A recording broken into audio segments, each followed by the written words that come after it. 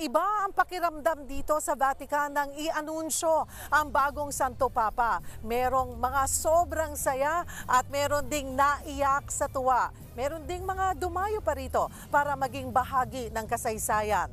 At live mula rin dito sa Vatican City, nasa frontline ng balitang yan, si Mon Gualvez. Mon, anong mood sa kinaroroonan mo nung lumabas nga ang puting usok?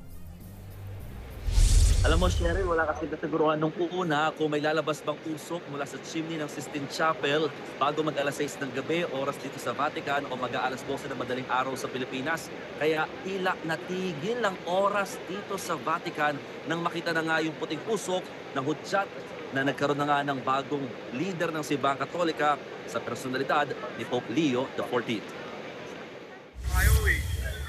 Napatakbo ang mga nag-aabang na mga Katoliko papalapit sa St. Peter's Square dito sa Vatican nang biglang masilayan ang puting usok mula sa chimney ng Sistine Chapel sa ikalawang araw ng conclave. Lahat halos biglang nagpuntahan sa harap malapit sa may St. Peter's Basilica at talagang nagkanya-kanya ng kuhanan ng mga litrato dahil ang lumabas na usok mula sa Sistine Chapel ay kulay puti. Ibig sabihin, meron na tayong bagong Santo Papa. Ang iba, matyaga nilang nanood at nag-abang sa widescreen na nakaset up sa paligid. Kabilang na ang pamilya ni Daniel Uba mula sa Austria na namasyal lang daw sa Roma. Hindi nila inakalang matsyempoan nila ang paghirang sa bagong Santo Papa.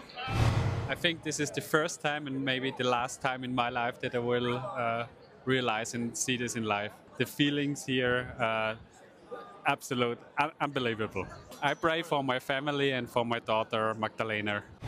Ang pamilya naman ni Andres mula Mexico, mas inabangan ng kauna-unahang apostolic blessing mula sa kahihirang lang na si Pope Leo XIV. For my sins to be forgiven and for blessings for me, blessings for my family. Habang ang ilang Pinoy namang naninirahan na sa Roma, napamadali raw nang malamang may lumabas ng puting usok. May nagbaon pa nga ng binoculars. Kasi pag yung white smoke nung nakita namin sa internet, nasa train pa kami.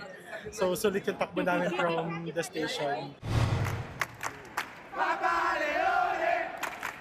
Tubong North America si Robert Francis Cardinal Prevost na ngayon si Pope Leo XIV.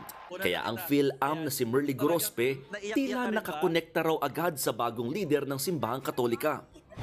I don't understand Italian. I don't know him personally, but I am praying for him that he's going to put the name of Jesus in every heart.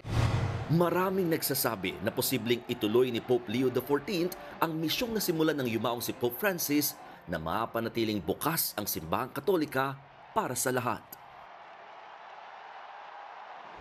Cheryl, nandito ako ngayon nakatayo sa pinaka St. Peter's Square kung saan napakarami pa rin tao talaga dito sa lugar, lalo yung mga nais makapasok sa St. Peter's Basilica dahil bukas na nga rin ito muli sa publiko. So lahat sila ay talagang kanya-kanyang pagkuha pa rin ng larawan, lalo't karatapos lamang na nakilala itong pinakabagong leader ng Simbahang Katolika na si Pope Leo XIV. Cheryl. Maraming salamat, Mon Gualvez. Mga kapatid, Cheryl Cosim po, huwag maging huli at maging una sa lahat sa balitaan. Para sa tuloy-tuloy na talakayan sa Frontline, mag-follow at mag-subscribe sa social media pages ng News 5.